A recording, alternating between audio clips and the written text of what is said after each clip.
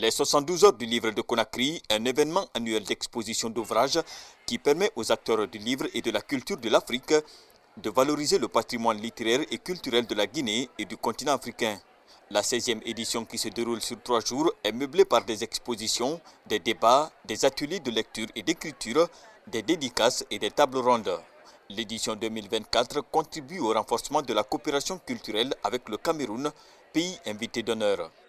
Malheureusement, je n'ai pas une très grande culture africaine, mais avec cet événement, je pourrais mieux me cultiver déjà. Et ça me fait participer à la vie communautaire de mon pays en terre guinéenne.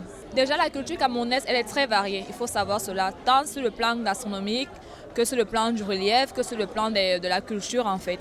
Pour moi, vraiment, écrire, c'est un peu comme ressortir tout ce qu'on a dans notre cœur et ça nous permet de nous libérer en fait. Alors le club littéraire Ubuntu, comme chaque année, on vient avec plein d'innovations et cette fois-ci, l'innovation pour nous était une activité qu'on appelle activité marathon, ce qui consiste ici à inviter tout un chacun qui viendra assister à la cérémonie des 112 heures du livre à prendre 1 minute pour la lecture. Et on a proposé cette activité vu que c'est très difficile en fait de se concentrer pour faire la lecture. Les acteurs du livre voient en cette édition un tremplin pour leur essor depuis plusieurs années. Ce rendez-vous culturel majeur du livre à Conakry se tient sous le signe de l'exploration des liens entre la littérature et le sport. Une thématique qui vise le développement des sports dans le pays à travers la contribution du livre. C'est aussi de permettre de mobiliser les intellectuels, les écrivains pour discuter de l'actualité. Et donc cette année est une année sportive, c'est une année olympique, c'est une année de Coupe d'Afrique.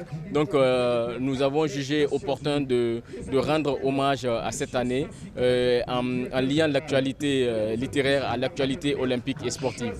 En Guinée, comme dans la plupart des pays du monde, impossible d'ignorer la profonde crise que traverse le marché du livre. Et si les acteurs et arpenteurs du salon louent l'organisation d'un tel événement littéraire, peu sont ceux qui peuvent aujourd'hui mesurer son impact, notamment économique.